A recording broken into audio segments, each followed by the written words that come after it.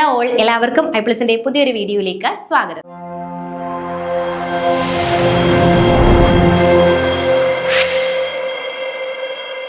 അപ്പോൾ PSC scientific officer chemical examiner ലബോറട്ടറിയുടെ exam date announce ചെയ്തു അല്ലെ.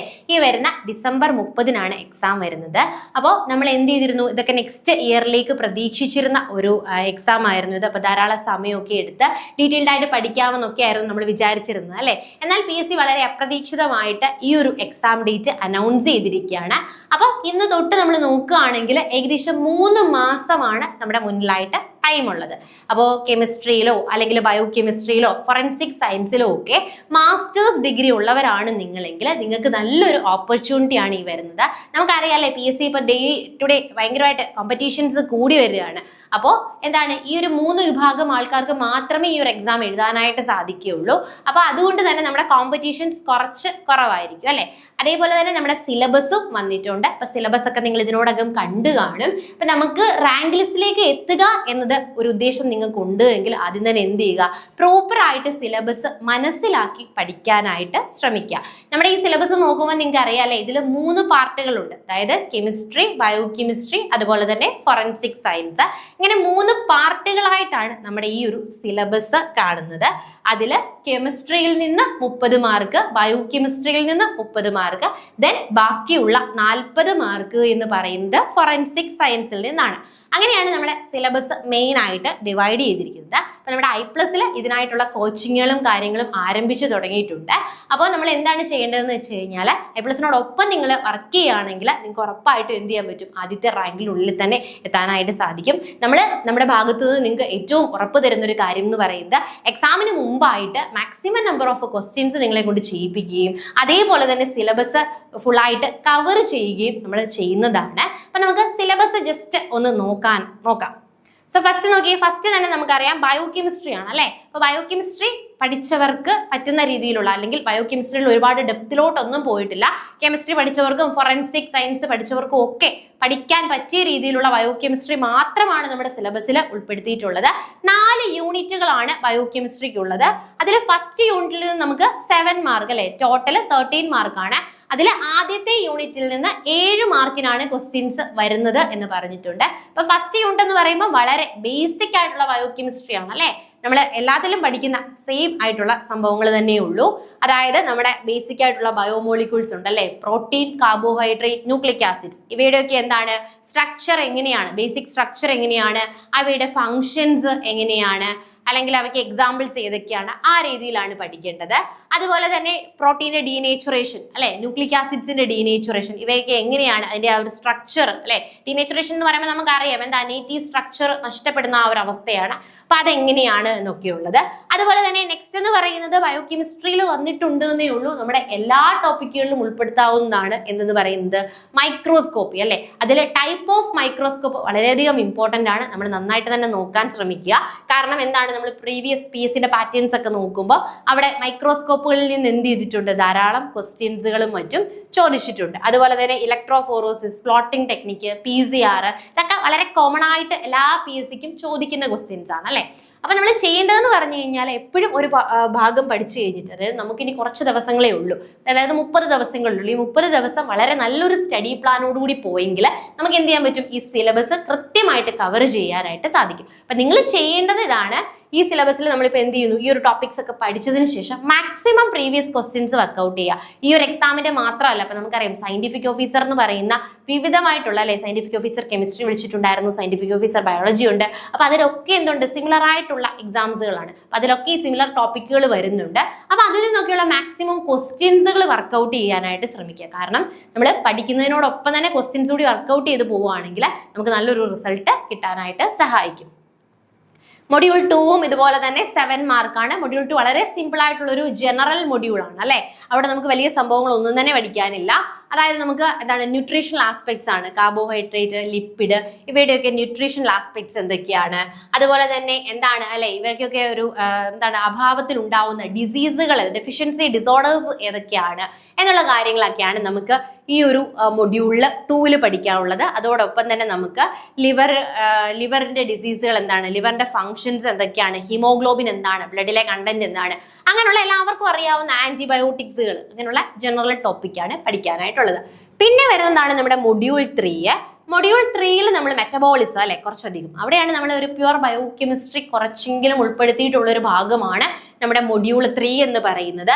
അതുകൊണ്ട് തന്നെ മൊഡ്യൂൾ 3യിൽ നിന്ന് നമുക്ക് 8 മാർക്കിനാണ് ക്വസ്റ്റ്യൻസുകൾ പ്രതീക്ഷിക്കാവുന്നത്. അതായത് metabolism of carbohydrate, glycolysis, glycogen metabolism, citric acid cycles, അങ്ങനെ കുറച്ച് ഡെപ്തിൽ പഠിക്കേണ്ട ടോപ്പിക്കുകൾ മെയിൻ ആയിട്ടും ഉൾപ്പെടുത്തിയിട്ടുള്ളത് നമ്മുടെ ഈ ഒരു ഭാഗത്തായിട്ടാണ്. അവിടെ നമുക്ക് കുറേ അധികം സൈക്കിൾസുകളും എൻസൈംസുകളുടെ പേരുകളും ഒക്കെ ഓർത്തിരിക്കേണ്ടതായിട്ടുണ്ട്. അതൊക്കെ നമുക്ക് കോഡ് ഉപയോഗിച്ച് പഠിക്കാവുന്നതാണ്. അതുപോലെ തന്നെ എൻസൈംസ് അല്ലെ, എൻസൈംസും എല്ലാ എക്സാംസിന്റെയും ഒരു മസ്റ്റ് ടോപ്പിക്കുകൾ തന്നെയാണ്. അപ്പൊ ഈ ഒരു ഭാഗത്തു നിന്നൊക്കെ നമുക്ക് ധാരാളം ക്വസ്റ്റ്യൻസുകൾ വർക്ക്ഔട്ട് ചെയ്യാനായിട്ട് കിട്ടും. അപ്പൊ ആ ഒരു വർക്ക് മെയിനായിട്ട് നിങ്ങളിപ്പോൾ നമുക്ക് മുന്നിൽ സമയം ഒരുപാടില്ലാത്ത സ്ഥിതിക്ക് നമ്മൾ എന്താ ചെയ്യേണ്ടത്, ഒരു ടോപ്പിക്കിൽ maximum number of questions work out ചെയ്യാം. അപ്പൊ നമുക്ക് ആ ക്വസ്റ്റ്യൻസ് പഠിക്കുന്നതിലൂടെ ആ ഒരു ടോപ്പിക്ക് നമുക്ക് കവർ ചെയ്യാനായിട്ടും സാധിക്കും. ഇപ്പൊ ചുമ്മാ ഒരു ഐഡിയയും ഇല്ലാതെ ക്വസ്റ്റ്യൻസ് ചെയ്യാൻ പോകരുത്. ടോപ്പിക്കിനെ പറ്റി ഒരു ബേസിക് ഐഡിയ കൊണ്ടുവന്ന് പഠിച്ചതിന് ശേഷം വേണം ക്വസ്റ്റ്യൻസ് വർക്ക്ഔട്ട് ചെയ്യാൻ. ദെൻ അതുപോലെ തന്നെയാണ് നെക്സ്റ്റ് മൊഡ്യൂൾ എന്ന് പറയുന്നത് മൊഡ്യൂൾ 4 ആണ്. മൊളിക്കുലാർ ബയോളജി അഥവാ ഇമ്മ്യൂണോളജി എന്ന് പറയുന്നത് അതും എന്താണ്, 8 മാർക്കിനാണ്. അപ്പൊ ആദ്യത്തെ 2 മൊഡ്യൂളിൽ നിന്ന് 7 മാർക്കിനും രണ്ടാമത്തെയും മൂന്നാമത്തെയും നാലാമത്തെയും മൊഡ്യൂളിൽ നിന്ന് 8 മാർക്കിനുമാണ് ക്വസ്റ്റ്യൻസ് ഉള്ളത്. അതായത് ഇവിടെ എന്ന് പറയുന്നത് ജനറ്റിക്, നമുക്ക് എന്താണ് DNA റെപ്ലിക്കേഷൻസ് അല്ലെ, DNA റെപ്ലിക്കേഷൻസ് എന്തൊക്കെയാണ്, അല്ലെങ്കിൽ റെപ്ലിക്കേഷൻ ഒന്നും ഇല്ലാത്ത ബയോകെമിസ്ട്രിയിൽ ഒരു എക്സാം പോലും കാണില്ല അല്ലെ. അതായത് റെപ്ലിക്കേഷൻ എങ്ങനെയാണ്, ട്രാൻസ്ക്രിപ്ഷൻ എങ്ങനെയാണ്, ട്രാൻസ്ലേഷൻ എങ്ങനെയാണ്, ഇതിനൊക്കെ സഹായിക്കുന്ന എൻസൈംസും കാര്യങ്ങളും എങ്ങനെയാണ് പ്രൊക്യാരിയോട്ടിലും യുക്യാരിയോട്ടിലും അത് ഡിഫറെന്റ് ആവുന്നത്. പിന്നെന്താണ് RNA, ജനറ്റിക് കോഡ്, ഇങ്ങനെയുള്ള കാര്യങ്ങളൊക്കെയാണ് ഇവിടെ പഠിക്കാനുള്ളത്. പിന്നെ നമ്മുടെ ഇമ്മ്യൂണോ സിസ്റ്റം അല്ലെ, ഇമ്മ്യൂണോ സിസ്റ്റവുമായി റിലേറ്റ് ചെയ്തിട്ട് കുറച്ച് lymphocyte, T lymphocyte, B lymphocyte, clinical immunology, antigen antibody interactions, അങ്ങനെ കുറച്ച് ടോപ്പിക്കുകൾ കൂടി നമുക്ക് ഇവിടെ പഠിക്കാനായിട്ടുണ്ട്. അപ്പൊ ഇത്രയും വളരെ കുറച്ച് ടോപ്പിക്ക് മാത്രമേ ഉള്ളൂ ബയോകെമിസ്ട്രി. അതും ബയോകെമിസ്ട്രി നമുക്ക് പ്യുവർ ആയിട്ടൊന്നും പറയാൻ പറ്റില്ല അല്ലെ, ഡെപ്തിലൊന്നും ബയോകെമിസ്ട്രി പറഞ്ഞിട്ടില്ല. വളരെ ബേസിക് ആയിട്ടുള്ള ബയോകെമിസ്ട്രിയിലെ കുറച്ച് ടോപ്പിക്കുകൾ മാത്രമാണ് കൊടുത്തിട്ടുള്ളത്. ആ മാർക്കുകൾ നമുക്ക് വളരെ ഈസി ആയിട്ട് സ്കോർ ചെയ്യാവുന്നതേ ഉള്ളൂ. അതിനുശേഷം കെമിസ്ട്രിയിലേക്ക് പോവുകയാണെങ്കിൽ കെമിസ്ട്രിയും ബയോകെമിസ്ട്രി പോലെ തന്നെ 4 മൊഡ്യൂളുകളായിട്ടാണ് ഡിവൈഡ് ചെയ്തിരിക്കുന്നത്. ഫസ്റ്റ് നമുക്കറിയാം structural and solid state chemistry ആണ്. അവിടെ നിന്ന് 7 മാർക്കിനാണ് ക്വസ്റ്റ്യൻസുകൾ ഉണ്ടാവുന്നത്. തിയറീസ് ഒക്കെ നമുക്ക് പഠിക്കാനായിട്ടുണ്ട്. അതുപോലെ തന്നെ ക്രിസ്റ്റലൈൻ സ്റ്റേറ്റിനെ കുറിച്ച് നമുക്ക് പഠിക്കാനായിട്ടുണ്ട് ഇവിടെ. അതിനുശേഷം കെമിസ്ട്രിയിലേക്ക് വരുമ്പോൾ സോളിഡ് സ്റ്റേറ്റ് കെമിസ്ട്രി ഉണ്ട് അല്ലെ, സോളിഡ് സ്റ്റേറ്റ് കെമിസ്ട്രി പഠിക്കാനുണ്ട്. ദെൻ യൂണിറ്റ് 2 ആണ് നമ്മുടെ 7 മാർക്കിന്. എഗെയിൻ ബയോകെമിസ്ട്രിയുടെ അതേ ഒരു പാറ്റേണിൽ തന്നെയാണ്. യൂണിറ്റ് 2 നമുക്ക് stereo chemistry, spectroscopy in organic compounds ആണ് പഠിക്കാനുള്ളത്. അപ്പൊ ഇതും നമ്മൾ എന്ത് ചെയ്യുക, മാക്സിമം നമ്പർ ഓഫ് ക്വസ്റ്റ്യൻസുകളും കാര്യങ്ങളും വർക്ക്ഔട്ട് ചെയ്തിട്ട് സിലബസ് കവർ ചെയ്യാനായിട്ട് നോക്കുക. പിന്നെ നമ്മൾ വാരി വലിച്ച് പഠിക്കാതിരിക്കുക അല്ലെ. ഇതിപ്പം വളരെ ആയിട്ടുള്ള എന്താണ്, വളരെ വാസ്റ്റ് ടോപ്പിക്കുകളാണ്. അപ്പൊ ആ ടോപ്പിക്കുകൾ എന്ത് ചെയ്യുക, എക്സാം ഓറിയന്റഡ് ആയിട്ട് പഠിക്കാനായിട്ട് ശ്രമിക്കുക. അപ്പൊ നമ്മൾ എപ്പോഴും ഒരു എക്സാമിന് പ്രിപ്പയർ ചെയ്യുമ്പോൾ നമ്മൾ വേണ്ടത് മാത്രം പഠിക്കുക. അല്ലാതെ നമ്മളിപ്പോൾ ഒരു PG എക്സാം ഒന്നും അല്ല എഴുതാനായിട്ട് പോകുന്നത് അല്ലെ, PSC എക്സാം ആണ് എഴുതുന്നത്. അപ്പം അതിന്റെ പാറ്റേൺ മനസ്സിലാക്കി അതിനെങ്ങനെയാണ് ക്വസ്റ്റ്യൻസ് ചോദിക്കുന്നത് എന്നുള്ളത് ബേസ് ചെയ്തിട്ട് മാത്രം എന്ത് ചെയ്യുക, പഠിക്കുക. അപ്പൊ നമ്മുടെ ടൈം ഒരുപാട് ലാഭിക്കാനായിട്ട് സാധിക്കല്ലേ. അല്ലാതെ എല്ലാം പഠിച്ചു വെച്ച് അല്ലെങ്കിൽ ഇതിൽ കുറേ ഡെപ്തിലൊക്കെ പഠിക്കേണ്ടതായിട്ടുള്ള ആവശ്യമില്ല. നമുക്ക് എക്സാം പോയിന്റ് ഓഫ് വ്യൂവിൽ മാത്രം പഠിച്ചാൽ മതിയാകും. അതുപോലെ തന്നെ യൂണിറ്റ് 2 എന്ന് പറയുന്നത് തിയററ്റിക്കൽ കെമിസ്ട്രി ആണ്. അതുപോലെ തന്നെ തിയററ്റിക്കൽ കെമിസ്ട്രി കൈനറ്റിക്സും ആണ്. അതിൽ നിന്നും 8 മാർക്കിനാണ് ചോദിക്കുന്നത്. അവിടെ നമുക്ക് സ്പെക്ട്രോസ്കോപ്പി അല്ലെ, ഇവിടെ നമുക്ക് സ്പെക്ട്രോസ്കോപ്പി പഠിക്കാനായിട്ടുണ്ട്. സ്പെക്ട്രോസ്കോപ്പിയിലെ കുറച്ചുകൂടി ഒരു അനദർ ലെവൽ കാര്യങ്ങളാണ് ഇവിടെ പഠിക്കാനായിട്ടുള്ളത്. ബയോകെമിസ്ട്രിയിലും സ്പെക്ട്രോസ്കോപ്പി നമുക്ക് കുറച്ച് നോക്കാനുണ്ടായിരുന്നു. അതുകൂടാതെ പിന്നെ നമുക്ക് യൂണിറ്റ് 4 ഉണ്ട്. യൂണിറ്റ് 4നെ സംബന്ധിച്ച് ഇവിടെ നമുക്ക് പ്യുവറായിട്ട് ഇൻസ്ട്രുമെന്റേഷനും അതുപോലെ തന്നെ മെത്തേഡ്സ് ഇൻ കെമിക്കൽ അനാലിസിസുമാണ് ഇവിടെ നമുക്ക് പഠിക്കാനായിട്ടുള്ളത്. അതിൽ കുറേ കാര്യങ്ങളുണ്ടല്ലേ, ഇലക്ട്രോ അനലിറ്റിക്കൽ മെത്തേഡ്സും ഇലക്ട്രോ നെഗറ്റിവിറ്റി, കോളമെട്രി, പൊളാരോഗ്രഫി, അങ്ങനെ കുറേ കാര്യങ്ങൾ നമുക്ക് പഠിക്കാനായിട്ടുണ്ട്. നെക്സ്റ്റ് നമ്മുടെ മോസ്റ്റ് ഓഫ് ദ കുറച്ച് കൂടുതൽ മാർക്കിലേക്ക് അല്ലെങ്കിൽ കൂടുതൽ വെയിറ്റേജ് ഉള്ള 3ാമത്തെ ഭാഗമാണ് ഫോറൻസിക് സയൻസ് എന്ന് പറയുന്നത്. വലിയ വ്യത്യാസമൊന്നുമില്ല, ഒരു 10 മാർക്കിന്റെ വ്യത്യാസമേ ഉള്ളൂ. അതുപോലെ തന്നെ എന്താണ് മറ്റേത് 2 കൂടി അല്ലെങ്കിൽ ബയോകെമിസ്ട്രിയും കെമിസ്ട്രിയും കൂടി ചേർന്ന് നമുക്ക് എത്ര മാർക്ക് അവിടെ ചോദിക്കുന്നുണ്ട്, 60 മാർക്കിന്റെ ക്വസ്റ്റ്യൻസ് വരുന്നുണ്ട്. ഫോറൻസിക് സയൻസിൽ നിന്ന് 40 മാർക്കാണ് നമുക്ക് വരുന്നത്. പക്ഷെ കുറച്ചധികം പഠിക്കാനുണ്ട് അല്ലെ. 10 യൂണിറ്റുകളായിട്ടാണ് ഇവിടെ തിരിച്ചിട്ടുള്ളത്. അതിൽ ഒന്നാമത്തെ യൂണിറ്റ് വളരെ ബേസിക് യൂണിറ്റ് ആണ്. നമ്മൾ ഫോറൻസിക് സയൻസിന്റെ ഒരു ഇൻട്രൊഡക്ഷൻ ആണ് അല്ലെ. എന്തൊക്കെയാണ് ഫോറൻസിക് സയൻസ്, ഹിസ്റ്ററി എങ്ങനെയാണ് ഡെവലപ്പ് ചെയ്ത് ഇവിടം വരെ എത്തിയത്, എന്തൊക്കെയാണ് നമ്മളൊരു ഫോറൻസിക് സയൻസിൽ പാലിക്കേണ്ട എത്തിക്സുകൾ, അങ്ങനെയുള്ള കാര്യങ്ങളാണ് യൂണിറ്റ് 1 നമുക്ക് പറയാനായിട്ടുള്ളത്. പിന്നെ ആണെങ്കിൽ വേരിയസ് ഓർഗനൈസേഷൻസ് ഒക്കെ ഉണ്ട് അല്ലെ. ഈ ഒരു ഫീൽഡുമായിട്ട് ബന്ധപ്പെട്ടിട്ടുള്ള ഓർഗനൈസേഷൻ അതിന്റെ ഹെഡ് ക്വാർട്ടേഴ്സ് ഒക്കെ എന്തൊക്കെയാണ്, എങ്ങനെയാണ് ഒരു ക്രൈം സീനിന്റെ നേച്ചർ, ടൈപ്പ്, നമ്മൾ എങ്ങനെയാണ് അത് അനലൈസ് ചെയ്യുന്നതെന്നൊക്കെയുള്ള വളരെ ഇൻട്രസ്റ്റിംഗ് ആയിട്ടുള്ള കാര്യങ്ങളാണ് നമ്മുടെ യൂണിറ്റ് 1 അല്ലേ. ഇപ്പൊ നമ്മൾ ഈ ഒരു ഇപ്പൊ നിങ്ങളൊരു പോസ്റ്റ് ഗ്രാജുവേറ്റ് ഇൻ കെമിസ്ട്രിയിലാണ് എന്ന് വെച്ചു. അപ്പൊ നിങ്ങൾക്ക് ഈ ഒരു ഫീൽഡുമായിട്ട് അധികം ബന്ധമില്ലെങ്കിൽ പോലും വളരെ എളുപ്പത്തിൽ നമുക്ക് ഇത് പഠിച്ചെടുക്കാനായിട്ട് സാധിക്കും അല്ലേ. നമുക്ക് എല്ലാവർക്കും ഒരു ക്യൂരിയോസിറ്റി ഉണ്ട്, ഒരു ക്രൈം സീൻ എങ്ങനെയാണ്, അല്ലെങ്കിൽ എങ്ങനെയാണ് അവരുടെ പ്രൊസീജിയേഴ്സും മറ്റും അറിയുന്നത് എന്നൊക്കെ. അപ്പൊ ആ വക വളരെ ഡീറ്റെയിലിംഗ് ആയിട്ടുള്ള അല്ലെ ഇൻട്രൊഡക്ഷൻ പാർട്ടാണ് ഇവിടെ യൂണിറ്റ് 1 കൊടുത്തിരിക്കുന്നത്. യൂണിറ്റ് 2 നല്ല ഇതാണ് ഫിസിക്കൽ എവിഡൻസുകളുടെ നേച്ചർ, ടൈപ്പ്, അവ എങ്ങനെയാണ് സെർച്ച് ചെയ്യുന്നത്, എങ്ങനെയാണ് കളക്ട് ചെയ്യുന്നത്, എങ്ങനെയാണ് അവർ പ്രിസർവ് ചെയ്ത് സൂക്ഷിക്കുന്നത്, അതുപോലെ തന്നെ നമ്മുടെ hair and fibres, soil nature, പെയിൻസുകൾ, അങ്ങനെ നമ്മുടെ ഒരു ക്രൈം സീനിൽ പല തരത്തിലുള്ള എവിഡൻസുകൾ കാണും അല്ലെ. അപ്പൊ ആ എവിഡൻസുകളുടെ നേച്ചറും ടൈപ്പും സെർച്ച് മെത്തേഡും ഒക്കെയാണ് ഇവിടെ നമുക്ക് പഠിക്കാനായിട്ടുള്ളത്. യൂണിറ്റ് 3 സംബന്ധിച്ച് ഫോറൻസിക് മെഡിസിൻ ആണ്. എഗെയിൻ 4 മാർക്കിനാണ് ക്വസ്റ്റ്യൻസ് ഉള്ളത്. Mode of manners of death, sexual offences, medico legal importance, അമെൻമെന്റ്, ലോകളും ഒക്കെ നമുക്ക് പഠിക്കാനുണ്ട് അല്ലെ.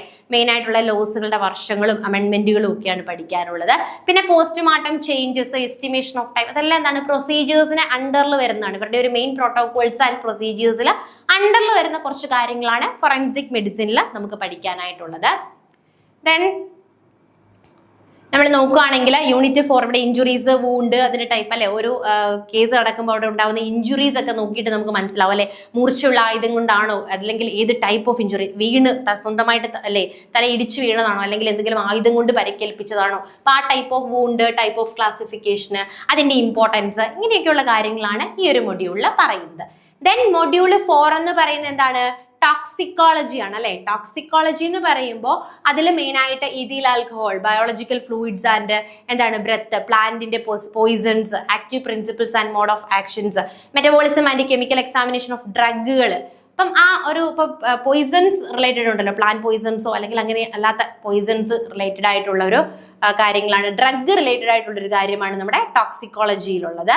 ദെൻ നമ്മുടെ യൂണിറ്റ് 5 എന്ന് പറയുന്നത് classification and examination of fire arms and projectiles ഒക്കെയുള്ള ഉൾപ്പെടുന്ന കാര്യങ്ങൾ, ഗൺ ഷോട്ടുകൾ, അതിനെ കുറിച്ചാണ് അല്ലെ നമുക്ക് ഇവിടെ യൂണിറ്റ് 5 പഠിക്കാനുള്ളത്.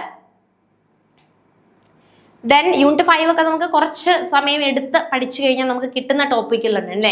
ഇതിപ്പം 3 ടോപ്പിക്കുകൾ ഉണ്ടായതുകൊണ്ട് 3 പേരെ അല്ലെ. ഇപ്പം ബയോകെമിസ്ട്രി പഠിച്ച ആൾക്ക് കെമിസ്ട്രിയും ഫോറൻസിക് സയൻസും പഠിക്കാൻ പറ്റണം. അതുപോലെ തന്നെ ഫോറൻസിക് സയൻസ് പഠിച്ച ആൾക്ക് കെമിസ്ട്രിയും പഠിക്കാൻ പറ്റണം. അതുകൊണ്ട് തന്നെ ഒരുപാട് ഡെപ്തിലേക്കൊന്നും സബ്ജക്റ്റ് പോയിട്ടില്ല, എല്ലാം ബേസിൽ വെച്ചിട്ട് തന്നെയുള്ള ഒരു സിലബസ് ആണ്. ദെൻ യൂണിറ്റ് 6 എന്ന് പറയുന്നത് ഇൻസ്ട്രുമെന്റേഷൻ ആണ് അല്ലെ. മൈക്രോസ്കോപ്പി, കമ്പാരിസൺസ്, എക്സ്റേ, അതുപോലെ തന്നെ എന്താണ് neutron activation analysis, mass spectroscopy, ഇത് നമ്മൾ കെമിസ്ട്രിയിലും കുറച്ച് ഭാഗം പഠിക്കുന്നുണ്ട്. അതുപോലെ തന്നെ ബയോ കെമിസ്ട്രിയിലും ഇതിലെ കുറച്ച് ഭാഗങ്ങൾ ഉൾപ്പെടുത്തിയിട്ടുണ്ട്. ഇനി നമ്മുടെ കമ്പ്യൂട്ടർ ഫോറൻസിക് ആണ് നമ്മുടെ അടുത്ത മൊഡ്യൂൾ 7 എന്ന് പറയുന്നത്. അതിൽ മൊബൈൽ ഫോൺ ഫോറൻസിക്, ബയോമെട്രിക്, ഇപ്പോഴത്തെ അഡ്വാൻസ്ഡ് ടെക്നോളജീസ് ഒക്കെയാണ് അതിനകത്ത് നമുക്ക് പഠിക്കാനുള്ളത്. ദെൻ ബയോളജി ആൻഡ് സെറോളജി ഉണ്ടല്ലേ, ബ്ലഡ് സയൻസ്, ബേസിക് ആയിട്ടുള്ള ഹ്യൂമന്റെ കാര്യങ്ങളൊക്കെയാണ്. Blood Staines, seminal and other fluid of blood grouping എങ്ങനെയാണ്, സെറം പ്രോട്ടീൻസ്, അതിന്റെ സിഗ്നിഫിക്കൻസ് ഒക്കെ എങ്ങനെയാണെന്നുള്ളതാണ് നോക്കാനായിട്ടുള്ളത്. പിന്നെ നമ്മുടെ യൂണിറ്റ് 9 ഉണ്ട്. 9ൽ നമ്മൾ എന്താണ് tool marks, track marks, wild life forensics അല്ലെങ്കിൽ വൈൽഡ് ലൈഫ് പ്രൊട്ടക്ഷൻ സ്കോപ്സ്, ഇതൊക്കെയാണ് നമുക്ക് പഠിക്കാനുള്ളത്. ഫോറൻസിക് സൈക്കോളജി നമുക്ക് ആ ഒരു മൊഡ്യൂളിൽ വരുന്നുണ്ട്. അതും 4 മാർക്കിലാണ് നമുക്ക് ചോദിക്കുന്നത്. 10 മൊഡ്യൂൾസിൽ ഓരോ മൊഡ്യൂളിൽ നിന്നും 4 മാർക്കിനാണ് ക്വസ്റ്റ്യൻ. പിന്നെ നമുക്ക് എന്താണ് യൂണിറ്റ് 10 ഡോക്യുമെന്റേഷൻ ആണ് അല്ലെ. Type and forensic examination, age of documentation, links, paper, their scientific examination of alteration, അങ്ങനെയുള്ള ടോപ്പിക്കുകളും ഒക്കെയാണ് വരുന്നത്. അപ്പൊ നമ്മൾ സിലബസ് ഒന്ന് നിങ്ങൾ പരിചയപ്പെട്ടല്ലോ അല്ലെ. സിലബസ് ഒരുപാട് ഡെപ്തിലൊന്നും പറഞ്ഞിട്ടില്ല. സിലബസ് എന്താണെന്നൊന്ന് നിങ്ങൾക്ക് ഒരു ഐഡിയ തരികയാണ് ഇതുകൊണ്ട് ഉദ്ദേശിക്കുന്നത്. അപ്പൊ മെയിൻ ആയിട്ട് ഈ 3 ടോപ്പിക്കുകളാണ് അല്ലെ, chemistry, bio chemistry, forensic science ആണ് നമുക്ക് എക്സാമിന്റെ സിലബസിലുള്ളത്. അതിൽ കെമിസ്ട്രിയിൽ നിന്നും ബയോ കെമിസ്ട്രിയിൽ നിന്നും 30 മാർക്കും, ഫോറൻസിക് സയൻസിൽ നിന്ന് 40 40 മാർക്കിലുമാണ് ക്വസ്റ്റ്യൻസ് ഉള്ളത്. അപ്പോൾ നമ്മുടെ I+ ഇതിനായിട്ട് ഇന്റൻസീവ് കോച്ചിങ് ആരംഭിച്ചിട്ടുണ്ട്. അപ്പോൾ നിങ്ങൾക്ക് I+ലോടൊപ്പം വർക്ക് ചെയ്തുകൊണ്ട് നല്ലൊരു റാങ്കിലേക്ക് എത്തിച്ചേരാനായിട്ട് സാധിക്കും. അപ്പോൾ നിങ്ങൾക്ക് ഈ കോഴ്സിന്റെ ഡീറ്റെയിൽസും അല്ലെങ്കിൽ ഇതിൽ ജോയിൻ ചെയ്യാനുള്ള കാര്യങ്ങളൊക്കെ അറിയാനായിട്ട് ഉള്ള നമ്പർ നമ്മുടെ ഡിസ്ക്രിപ്ഷൻ ബോക്സിൽ കൊടുത്തിട്ടുണ്ട്. അതിൽ കോൺടാക്ട് ചെയ്താൽ മതിയായിരിക്കും. അപ്പോൾ എല്ലാവർക്കും all the best and thank you.